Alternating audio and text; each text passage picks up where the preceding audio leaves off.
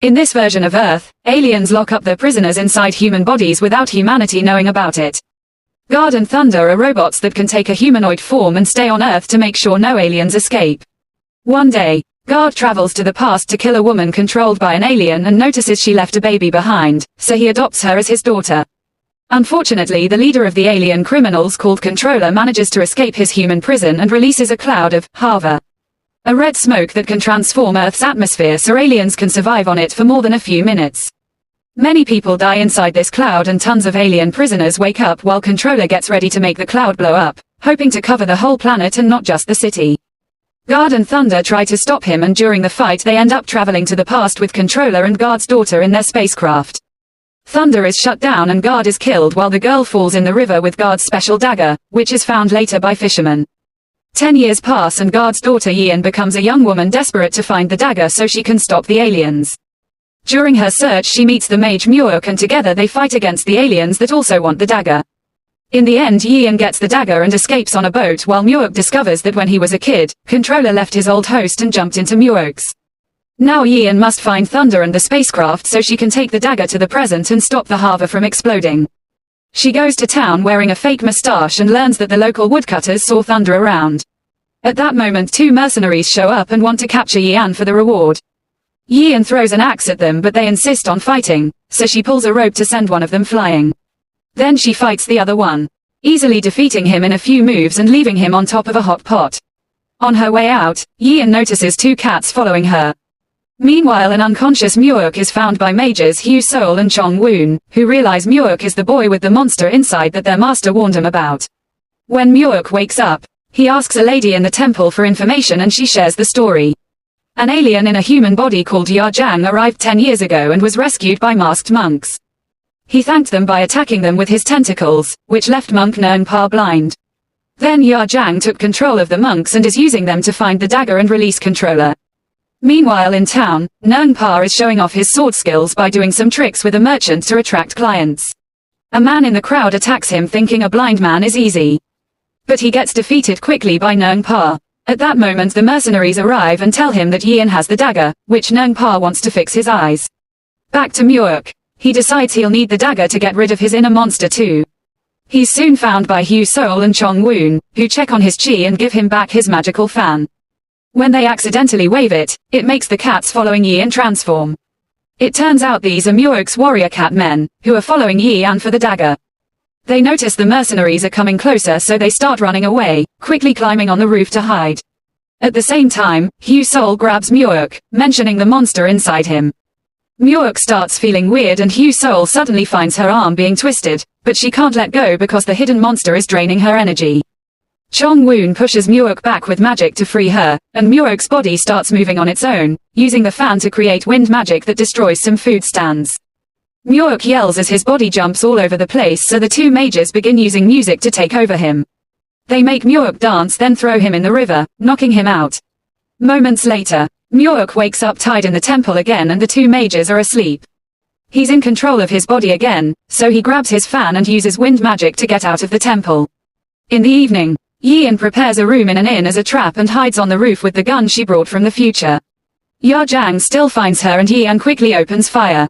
But Ya Jiang runs away and lets the other monks chase after her. She runs through the building and manages to hide in a room where she can see Neng Pa arrive ready to fight. A monk tries shooting arrows at him, however Neng Pa can easily redirect them back at him. Then he starts fighting the other monks, bringing them all down in seconds by using fast moves and powerful wind techniques. Afterward he throws a sword through the window, so Yian dodges it and tries to send it back. Only for the shockwave to make her fall. Neng Pa immediately captures her and takes the dagger, revealing he saw it before when God came to the past to defeat an alien and took baby Yian. While Neng Pa tries to interrogate Yian, Muok uses an invisibility cloak to enter the room and take the dagger. Neng Pa hears him and starts attacking him, destroying most of the room. Yian runs out right before Muok is overpowered and thrown out of the building.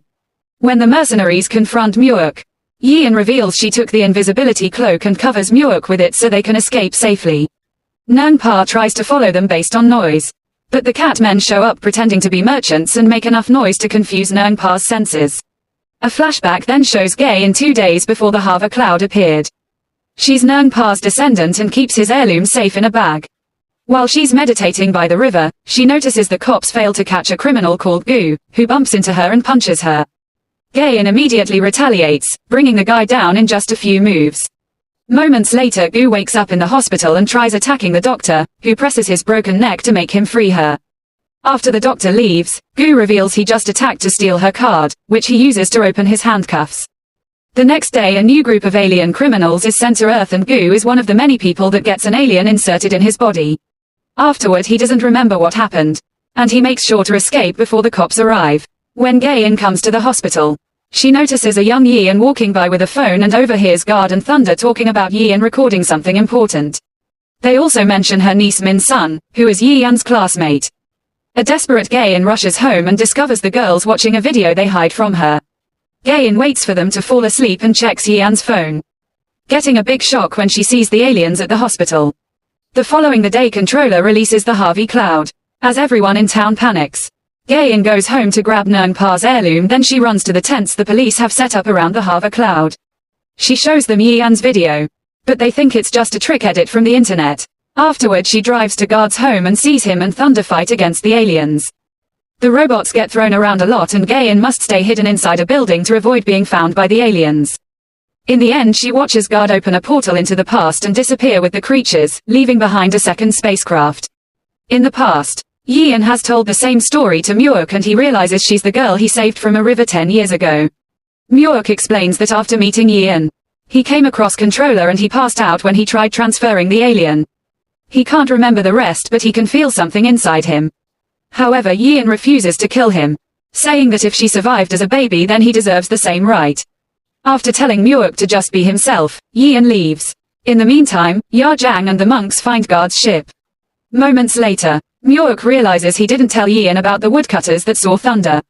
At that moment, a bunch of soldiers arrive in town looking for Yian and two mercenaries insult Muok, who immediately throws them through a wall. Then the Catmen start following Yian's scent until they find her sleeping on a roof.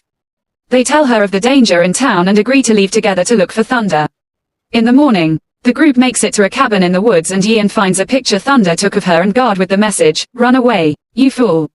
There's a painting of the robot on the wall, and Thunder himself is abandoned on a shelf. Unfortunately, he's run out of energy, so he isn't responding. Outside, the woodcutters come back and are shocked to see the Catmen running away in fear because they remember seeing them 10 years ago.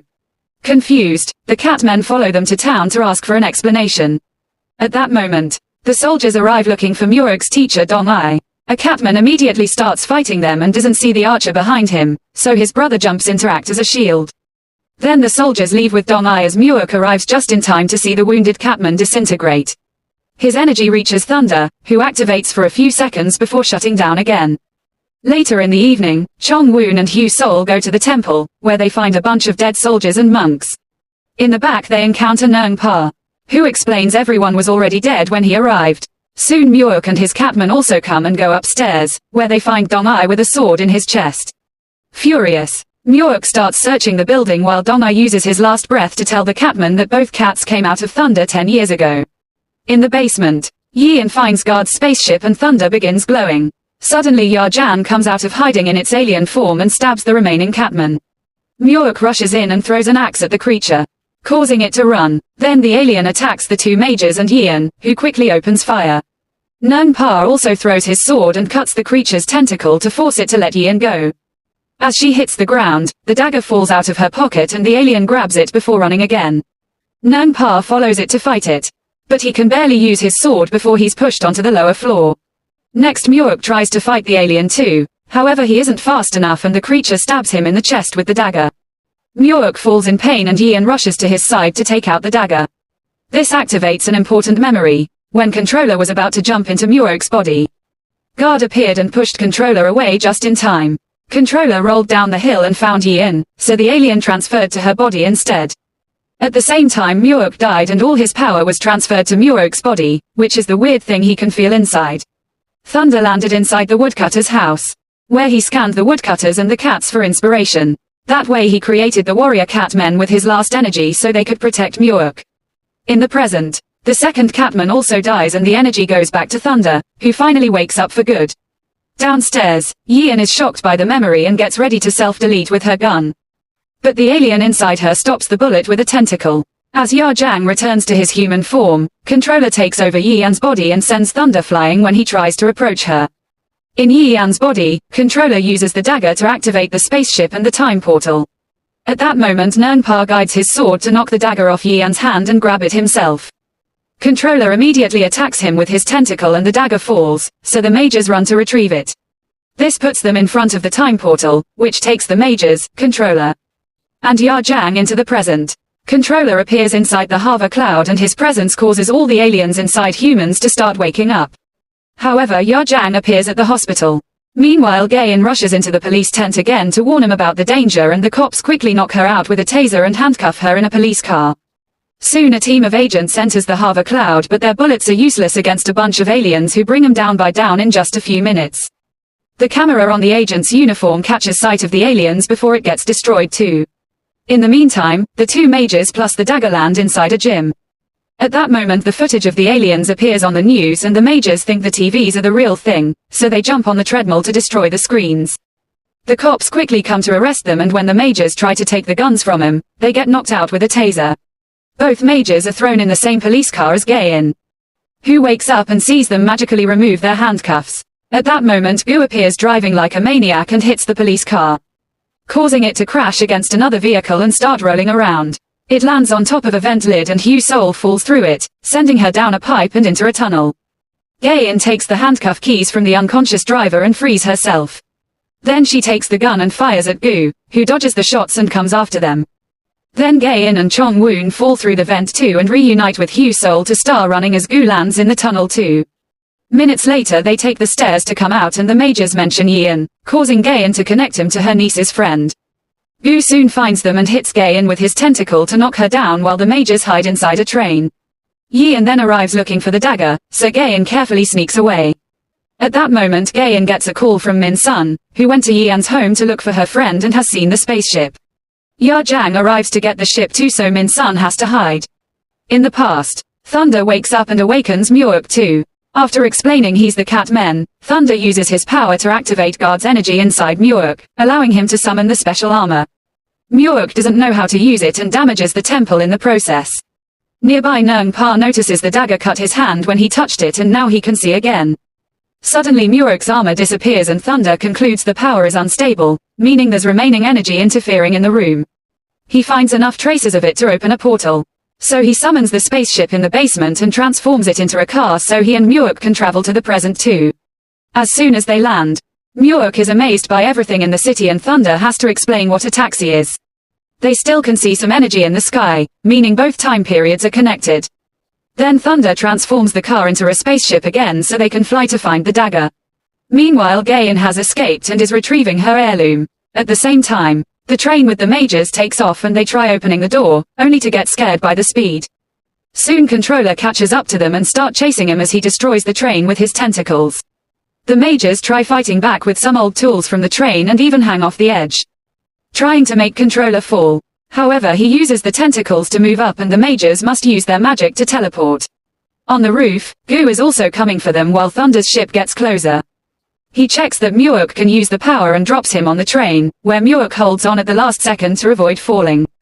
Thunder also comes and starts fighting Gu by changing into his robot form and opening fire as he flies. Gu rips off a roof piece to shield himself, then hits Thunder with it. Muok puts armor over his hand to open a door, but instead he breaks it and falls off the train. He concentrates until he covers his whole body with the armor and runs with better speed. Nearby Gain is in her car and notices the train is going to Guard's house, so she heads there. Inside the train, Controller corners the mages and catches Chong Woon, who throws the dagger at his partner. As a tentacle steals the dagger from Hugh Soul, Muok finally gets inside and cuts the tentacle to grab the dagger first. When he tries to attack, Controller stabs him with his other tentacles.